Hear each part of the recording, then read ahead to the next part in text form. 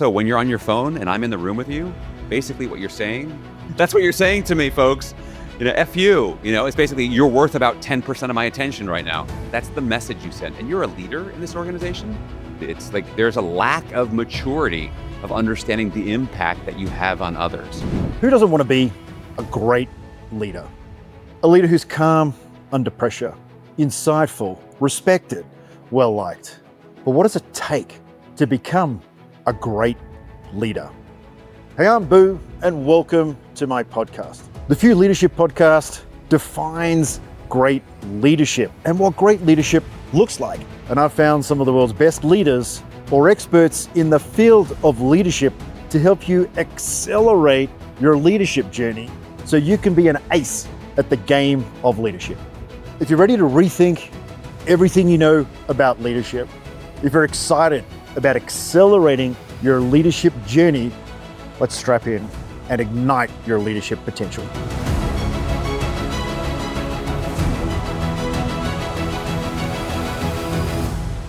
Welcome back to the Few Leadership Podcast, everybody. Very excited. I already did a whole podcast before I got on the podcast, having a chat to our next guest. It's just so funny how life aligns itself when you're, guided towards a very specific destination. And only a couple of days before this podcast, I was offsite facilitating a leadership group. And we kind of have the world's expert on the topic of facilitation, but also utilizing it as a concept for leadership and reframing the way that we show up as a leader, from a doing leader to a more thoughtful facilitative leader. So with no further ado, Alain Hunkins, thank you so much for coming on the show today. I'm excited about the opportunity to have a chat with you. Me too, Boo. I'm really excited to be here with you. Thanks. Tell us the difference between a leader that is facilitative in a mindset versus a performing leader that's purely performance metric driven. Okay, great question. I love that we're starting a big, juicy question to get started with. Get it in there, man. Get started. So, folks, I'd like everyone listening just to think about, when you think about leadership, and just think about the energetics in your body. As you think about, I'm in charge, right? Like, I'm the leader, and I'm sure you probably get a little energized. You have even as I'm doing this, if you're seeing this on screen, my fists are clenched. I'm moving forward. I've got this kind of push. I got to make stuff happen. Right. So that's very much, and that is very much the old model. Now, do leaders have to get stuff done, make stuff happen? Absolutely. Now, the thing is, though, when you're leading teams, it isn't about, do you as the leader have to get stuff done? It's, do you have to make sure that stuff gets done? Right. A slight variation, but it makes all the difference. And so this idea of the facilitative leader, and I call it also the facilitative mindset. The word facilitate, right, comes from the Latin facile, which means make things easy. So how do we make things easier? And this is where it isn't about you doing, it's about you creating the environment where other people can show up and thrive. And so suddenly that feels very different from the old model of, because if I can feel it, in my fists, in my bones, in this energy, I have this much more direct correlation of, I can see cause effect. I do, this thing happens. I make stuff happen in kind of the old school kind of commander in chief. I'm going to command and kind of push and exert my way. And that worked to a point, but it does not work in the world in which we live and the world in which we work. So I think it seemed to, sorry to interrupt, but it's because go ahead, it's a really important point that you made. Is I think it used to work in a world when the leader had all the information and the knowledge and everyone else operated in a bit of a vacuum of that. But today, people are so informed and people can read about the company online and people can understand how to do things better than a leader can pretty quickly. And if a leader's not careful, they're too busy trying to lead on how you used to do it 5 years ago before I was a leader compared to now. And you said a really important word there, and I'd like you to expand on it a little bit, because I think it's really important for leaders to think expansively here. You talked about a leader creating an environment. Tell us more about that. Sure. So if you think about it, if anyone is familiar with the whole idea of choice architecture and behavioral economics, the fact is we like to think that as humans, we make our own decisions. But the fact is we are so influenced by the environment that we're in. And that can be the physical environment. That's the emotional environment. It's all these different things together. So a classic example of that is there's some wonderful studies just around how people consume food and how much you eat. And like you think, when do I stop eating? Like conventional wisdom would say, I stop when I'm full. No, actually, there's a lot of other things. So, for example, if you want people to eat less, serve the food on smaller plates, right? Because it's the visual stimulus that changes. Oh, there's a lot more food in that plate. I'm not going to eat as much.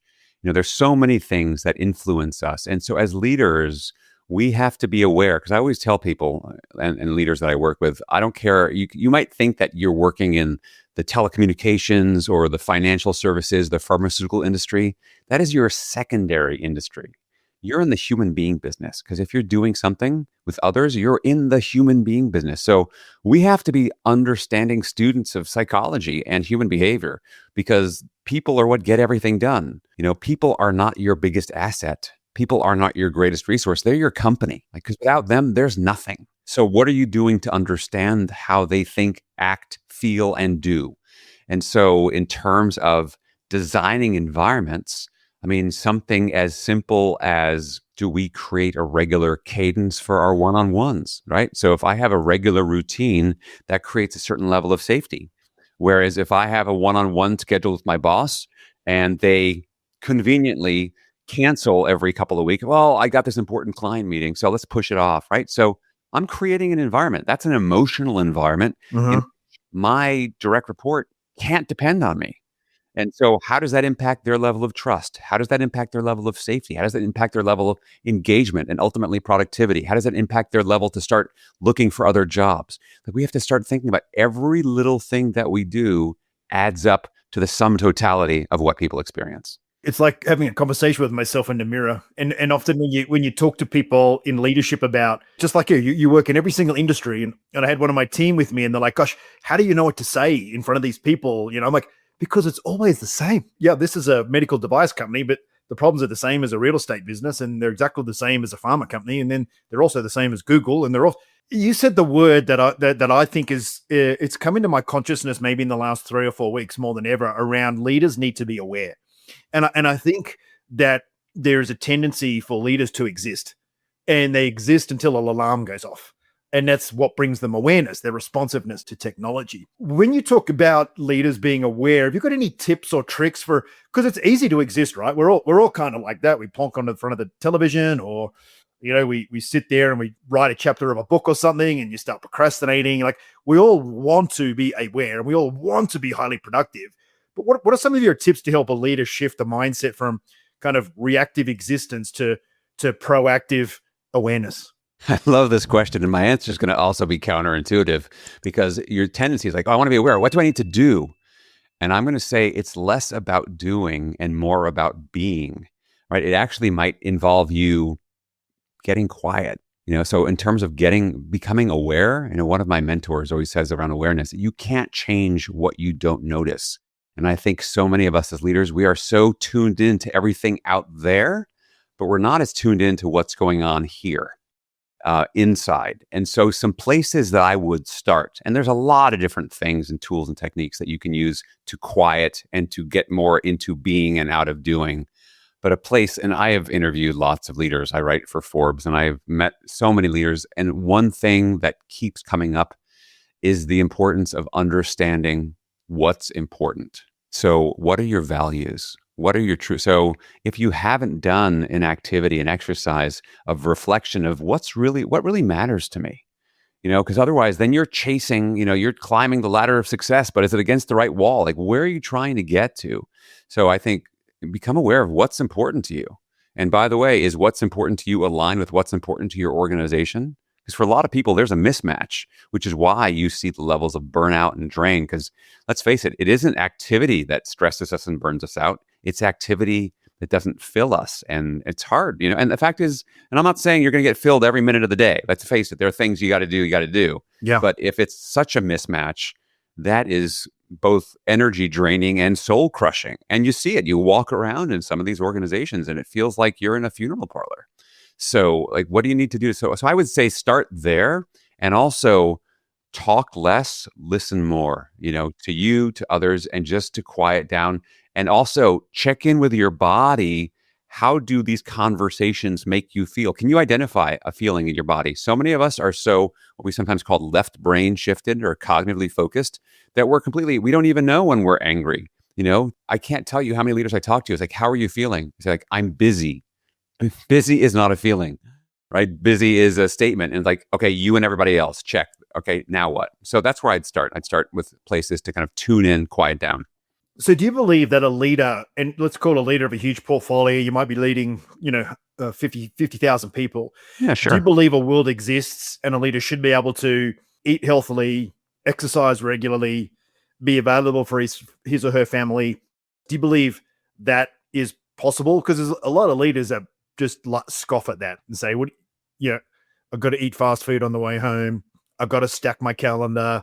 I've got to squeeze my family in on Saturday, Sunday's work day." I mean, do you believe that there is scope for a leader to be that holistic?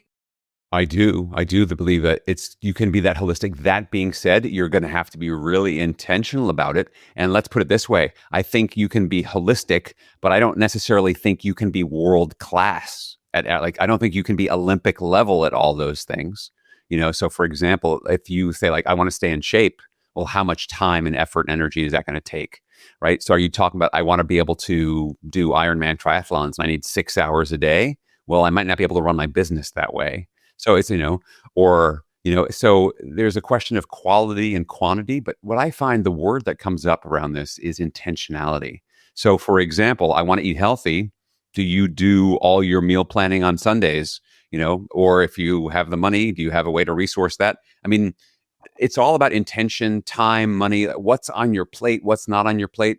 But, in general Western culture, there's this belief that more is better, and I think part of the values is more really better.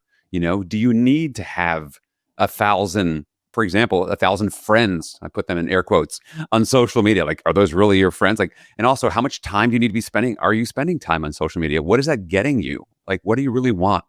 And putting things in priority. It's also that high performers who generally become leaders because they've got that mildly dysfunctional trait of having to prove themselves all the time, are always trying to be the Olympian at everything that they do. So I would presume that, sorry, you said intention as well. Again, brother from another mother. I think I want to just drill down into intention though, because there's a lot of work in the field, obviously, and there's a lot of mindset around intentionality. But let's reframe it a little bit. Everyone's intention is to be a good family man or woman, or good husband, good wife. Everyone's intention is to be a good leader. Everyone's intention is to look after their people. I mean, apart from the psychopaths, right? So let's just put them in a little box over here. They're there, but they're not the 1%. Yeah, exactly.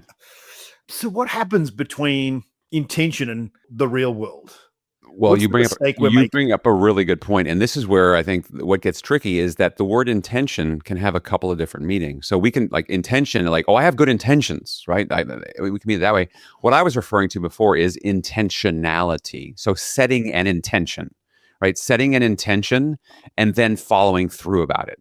Because at the end of the day, no one cares what your intentions were. Well, I didn't mean to, and psychologists call this the fundamental attribution error. You might be familiar with this. And it's the idea is that, we judge ourselves by our intentions, but we judge everybody else by their behavior and their results. It's crazy. Right? So I'll give you the classic example of this. Let's say you're driving along in your car, you're on the highway, and someone cuts you off in traffic.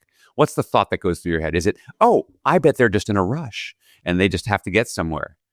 No, you have, fill in with whatever curse words you want, right? You use the same scenarios as me. That's exactly what I... Well, there you go. When you're driving with someone in the car and they're like, oh, you idiot. I'm like, Yeah. So you idiot. So you get that. Are you sure that's the issue here? Are you looking at where you are on the road right now? Right. Whereas if you cut someone else off in traffic, what do you tell? Oh,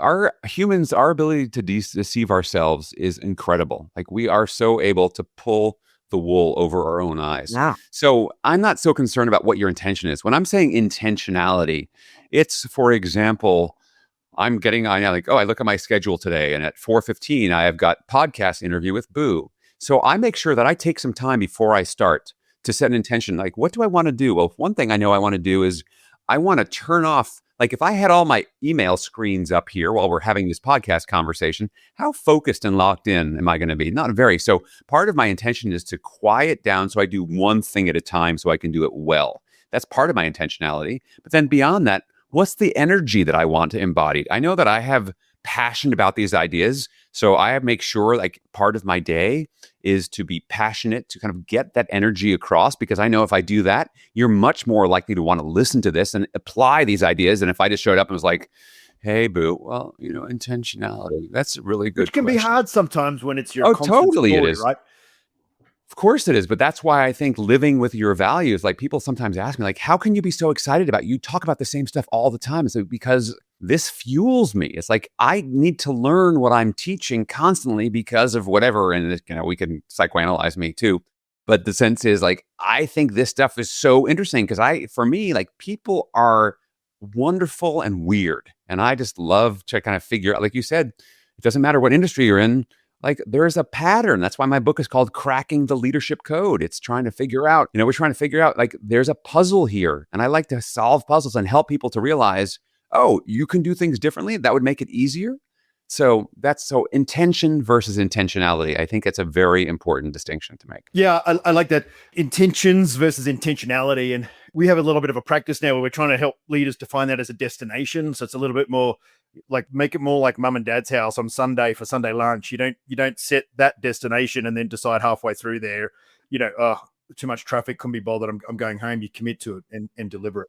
So talk to us a little bit about the code. Talk to us a bit about what sort of patterns leaders get into. And I think also when it comes to leadership, a lot of people are excited about leadership because it's a promotion and it's more money and it's something else. But sometimes maybe we forget that there's a reason for that, which is the more problematic kind of work, like the work which is, hey, do this really well. Hey, be really good at sales. I mean, once you get good at it, it becomes kind of easy because you know the code. So when it comes to leadership, though, and there's that moment between, hey, I've been doing this for 15 years. Gosh, now I'm leading an area sales team of 400 people. Everyone tends to use sales, right? I don't know why, but let's just use it. Yeah. What is the code they're trying to unlock? They've got the tumblers, and what does that look like? Sure thing. It's a great question. And I think, to build on it, the classic thing, what happens is people, and I'll use your example in sales, someone's a really good salesperson. At some point, someone says, you want to get promoted? We want to advance you. You're a good salesperson. We're going to make you the sales leader, the sales manager. And what makes you a good salesperson has very little to do with the skills that make you a good sales leader. Right? And so there's got to be this kind of momentous leap where you start to adapt skills.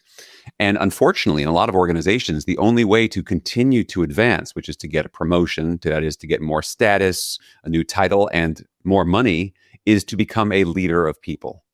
And I coach leaders on this all the time. And I basically say, look, as you and I both know, there are a lot of people who are in roles of people leadership who just don't like people and don't care about them much.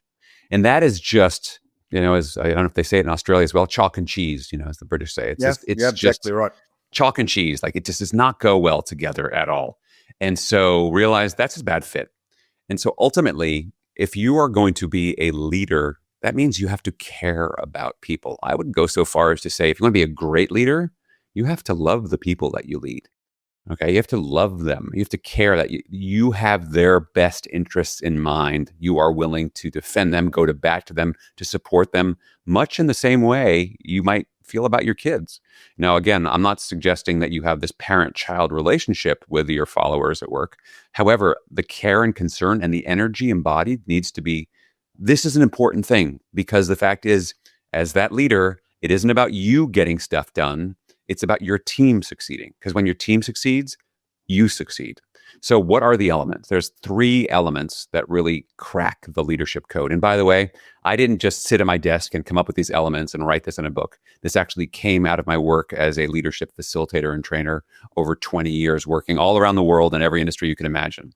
And what I saw were patterns. I saw these patterns keep emerging. And it turned out that the best leaders were doing 3 things in common. And they were doing it consistently and intentionally, with intentionality. And bad leaders were doing it, sometimes accidentally, haphazardly. They do it every so often. And so what it boiled down to were these three kind of, I call them meta skills. Like there's kind of above skills, but they're meta skills. And the first thing that great leaders do is they are connectors. They connect. They make sure that they connect human to human. And there's a lot of different pieces to that. Some of that includes understanding that you have to have credibility as a leader, because if people don't believe you as the messenger, they're not going to believe your message. Also, do you have empathy? I'm sure you know this, Boo, but the fact is the number one thing, and this is not my research, but there's been meta-analysis, like studies for 20, 25 years now that have shown the number one thing that makes people more engaged and more productive at work is, do they feel valued and cared for by their immediate supervisor, right? So we need to have that. At the same time, that has to be tempered with clear expectations and accountability. Because if we have all empathy and no accountability, we don't run a business, we run an adult daycare center, right? And if we have all accountability and no empathy, all we have is like classic old movie military boot camp. And that's what so it's the both ends. So the first piece is around connection. The second meta skill that great leaders have that crack the leadership code is communication. Specifically, they understand that the goal of communication is not communication. The goal of communication is mutual and shared understanding, which is so much harder than it seems, right? Because the default setting for human-to-human communication is misunderstanding. It's not understanding. And so we as leaders have to know that and then put guardrails. So I teach and train and facilitate programs that teach leaders, these are the guardrails that you have to watch out for. These are the classic pitfalls that people fall into way more often than we think. And that costs us time. It costs us rework, effort, morale. I mean, the costs are huge. So the second piece is around communication. And then the third piece is collaboration. As leaders, what are we doing, as we talked about earlier, what are we doing to design environments, create a culture where people can show up and thrive to perform at their best? There's certain things that we can do that will optimize that culture and that environment that we design. There's certain things that we do that get in the way and make it so people flounder. I'll give you an example. So if you are an average corporate person in the world, you probably spend a good amount of your time in meetings. And so I'm going to be nice and let you sleep in. Let's say it's a Thursday and your first meeting doesn't start until 9 a.m. local time where you are. So you get to sleep in a little bit. Okay, so your first meeting starts at 9 o'clock and it's scheduled for an hour. And you have a busy day today. So what time does your second meeting start on your calendar? My guess, and the majority of people would say 10 o'clock, right? And that's an hour. Okay, and what time does your next meeting start? It's 11 o'clock, right? So we've gone back to back, and here we are. It's now 11:20. You've been going straight through without a break from 9 a.m. till 11:20. How are you feeling at this moment? And every leader always says, I'm fried. My brain is about to jump. I'm angry. I have to run to the bathroom, whatever. Like, there's so many things that are wrong with this picture. The main one is that humans are not designed to be in high cognitive workload for that length of time. We're just not. Machines might be able to, and even machines need to get rebooted and maintenance done. So why do we do it that way?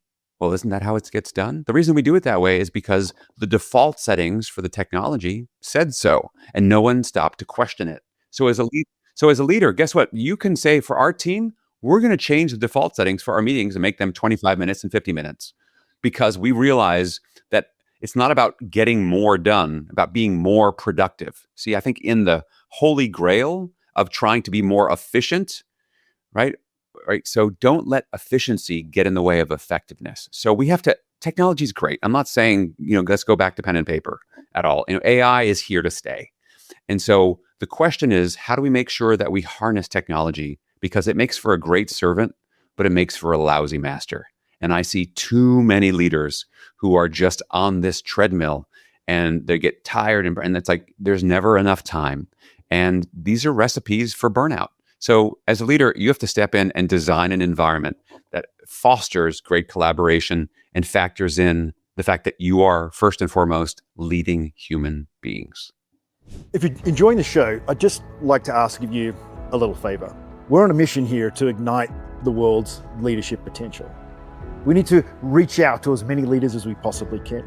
So if you're enjoying the show, I just ask you to leave a review, to subscribe, to help introduce this podcast to other leaders to join you on your journey to flawless leadership.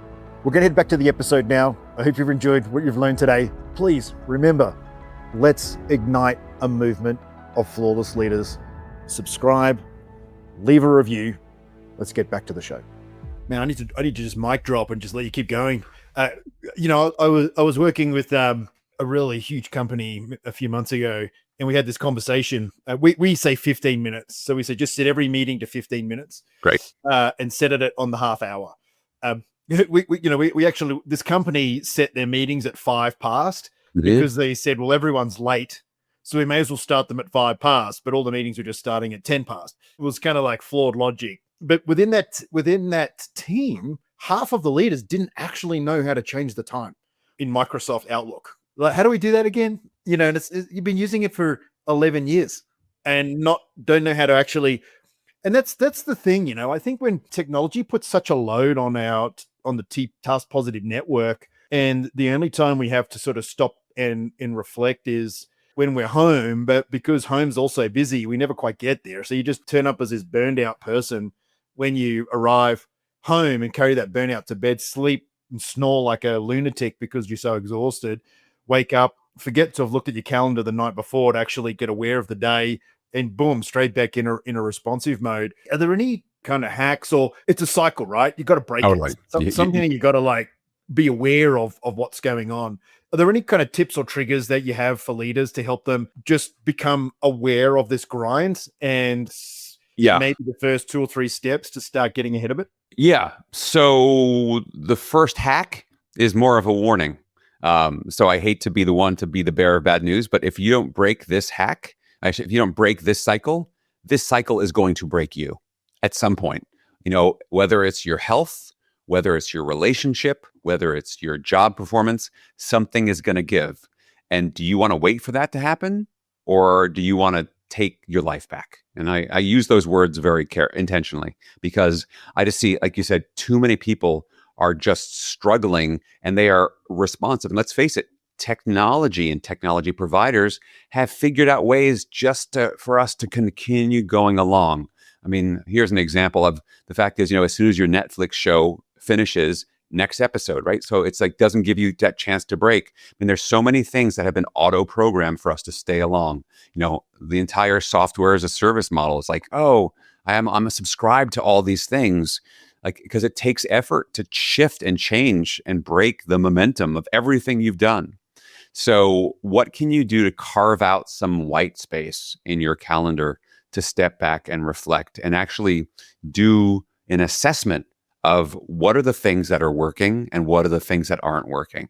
And what are you going to do to shift those things that aren't working? And I hate to break it to you too, but no one's going to come and save you on this one. And I have to remind myself, no one's coming to save you. No one's the CEO is not going to come and save you, and one more yoga class sponsored by the company is not going to do it either. Right. So you have to find your own, and there's not a one size fits all, but I'd say the overarching thing is you've got to press pause and rethink things. And frankly, if you've been around long enough, I think a lot of us had an opportunity to do a little of this kind of soul searching, rethinking during the pandemic, right? Because so many of our usual patterns got interrupted and you had a little space to consider what's really important. And that's true in every aspect of your life. That's not just true in like how you're managing your productivity at work. Are you doing the things with your family that you want? Are you spending your vacations, if you have any, the way you want? Are you spending your money the way you want? Are you trying to keep up with the Joneses next door? I mean, there's so many things that can disempower you. And so what are the things? But I think keeping busy is a coping mechanism to not have to think about any of that, right? Of course it is. Yeah. I think if you stay busy, you can kind of avoid like that deep thought, kind of I call it the vacation thinking, right? When you have all your big ideas sitting on the beach. You were talking before about collaboration. Mm-hmm. And I think collaboration is a word that people perceive as I've just got to let everyone talk all over the top of each other. And everyone needs to be a voice. And even if they're not involved, they can come to the meeting and be a passenger. So maybe give us a guiding light for a leader on collaboration without making people feel like they're left out, that feel like they need to be in the meeting just in case you need me? Or are there ways in which we can help our team, again, here we're talking about building a team that works for us, where they implicitly understand, hey, I'm doing you a favor here. I'm giving you, 45 minutes of focus time to not have to be here. Like, how would you going to just go a bit deeper on that Yeah. collaboration? Oh, I love this question because, it's a funny paradox, actually, if you think about it. Because on the one hand, people say like, oh, I'm in meetings all day long. But as soon as they're not invited to the meeting, they're like, oh, but like, what's going on? How come I wasn't there? Right. I mean, there can be. And there's different companies and organizations have different cultures around meeting and decision making. Because ultimately, we're talking about making decisions here. And so for one thing is I would just do an inventory of how, what is your current process by which you invite people? Do we have this? We have to invite everyone, just FYI. And then there's this expectation that everyone has to come because I can't be impolite? Because that's a problem, right there. Because let's face it, our most precious, valuable resource is time. So do we all need to be here? And then, of course, there's a question of once we have this meeting, do we have a plan, AKA an agenda? Like I coach leaders, no agenda, no meeting, don't go, decline the invite. Like you have to know the reason you're there. So that's part of it. But then I want to get to and let's talk about agendas for a minute, because I have a beef with agendas, right? Yeah. And to me, the point of a meeting is to discuss our progress to a destination. So the agenda should really discover itself. We're there or we're not there. If we're not there, why not? And what are we going to do about it? 4 points to an agenda. Because again, how many times have you seen a leader where it's like, oh, look, on Friday, you got to present your strategy. And then on Wednesday and Thursday, they're creating their strategy. They say it and then they put it into a bin. Or they're like, oh, an agenda. I just need to think up some stuff to talk about. Like, well, see this cycle of just constantly. Well, this goes back to your whole thing about busyness, because I think what you're describing is what I'll call performative work. Like we're doing this to show that we're busy and we're valuable and important, and that we should pay ourselves the salaries that we're paying ourselves or whatever it is, right? As opposed to, as I coach people lots of times, like just because it's 2 p.m. on a Thursday doesn't mean that's a good reason to have a meeting, right? How many of us have these standing, what are we doing? And we can make stuff up, but to me, that's not really an agenda. That's, like to your point, the agenda needs to be, what are we trying to get to? What's the progress we're trying to make? And I think that's just important. But yeah, I mean, you've probably sat in meetings. I'm always amazed that people sometimes get anything done, considering the level of meeting hygiene that goes on. I mean, it's pretty tremendously crazy. bad. It's crazy. And it really is. Yeah. But there's, again, I was working with a company the other day, and a very successful leader. He's a leader in his field. It's a $2 billion portfolio within a much larger portfolio. Yeah. And we're talking about how to have these more succinct meetings, right? Mm-hmm. And be a little bit more, hey, let's be really focused on what we're trying to achieve here. And he made a point, and it was kind of valid, where he was saying, yes, but this is the only time every week we get to socialize with each other. Right. We're a remote team. We're all over the world. Yeah. And to talk about human-centric leadership, and when you talk about leadership's about connection, has that eroded as a result of the virtual environment? Is it harder to feel a human connection and to feel connected and that unromantic love for somebody? Totally. So it's harder, and it's totally easy to do if you're intentional. There we are with that word again. If you're intentional about it. Love that word. So because the fact, and I coach leaders, and I'll share one of the tools that I teach them with you all right now. So and you can do this face to face, you can do this virtually, and it's a check-in. It's 3 simple questions you can ask. So before you get into the business part of the meeting, you can spend, let's say it's a 30-minute meeting. We've got 5 minutes for a check-in, because there's 5 of us in the meeting, and this is literally 1 minute per person. And if you need, you can have a timekeeper, because I'm a huge fan of time boxing things, because otherwise people will, we have other things to do. We get it, but but at the same time, we want to acknowledge and affirm that you're a human, I'm a human. I actually care about you as a person, because the person needs to arrive before the employee can start getting their work done. So here are my 3 questions for your check-in. Number 1, how are you feeling right now? And by the way, I call it the answer to that question should be a level 2 or level 3 answer of depth, because a level 1 answer is a BS answer. It's like, I'm fine. How are you? Yeah. Whatever. No, like what's really going on like in your day? Well, I'm actually anxious because my daughter's having some challenges with her classmates, or whatever it is. I don't, just be real. So that's question number 1. How are you feeling? Question number 2, what's on your mind, or what's distracting you, or what's keeping you from being present? There are three different versions of the same question. Like, just say, what's going on? It can be professional, it can be personal, it can be big, it can be small, but what's keeping you from being fully here, right? In terms of being here. So that's, and third question is, if it's a one-on-one, it's how can I? If it's in a group, how can we support you, right? How can we support you? Literally those three questions, each person can answer that in 1 minute, right? And suddenly what that allows people's actually, and I won't go into all the neurobiology, but what it does is it calms the central nervous Oh, system. I love the neurobiology.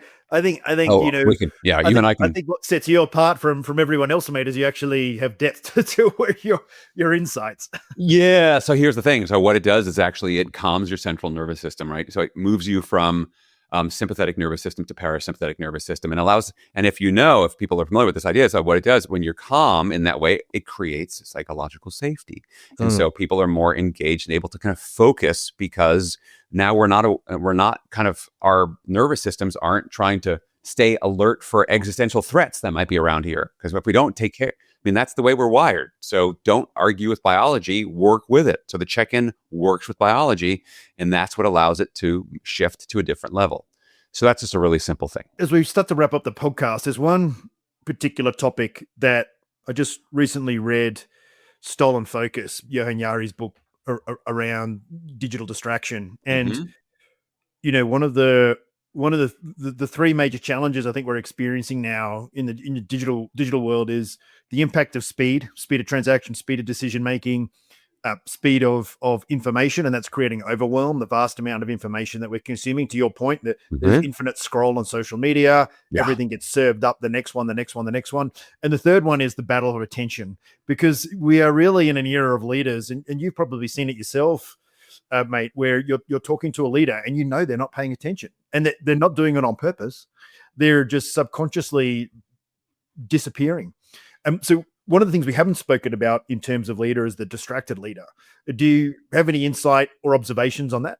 Yeah, I think to your point. So I just want to make sure I'm clear. So number one was speed. Number three was a battle for attention. And number two is overwhelm, information overload. Yeah, overwhelm. Yeah, that makes total sense. Yeah, I forget the woman who coined this term. It's called CPA, continuous partial attention, right? That people are not fully on and fully off, right? So so to me, as you think about this, yeah, I think of attention as a muscle, and it is atrophied for a lot of leaders. It is atrophied.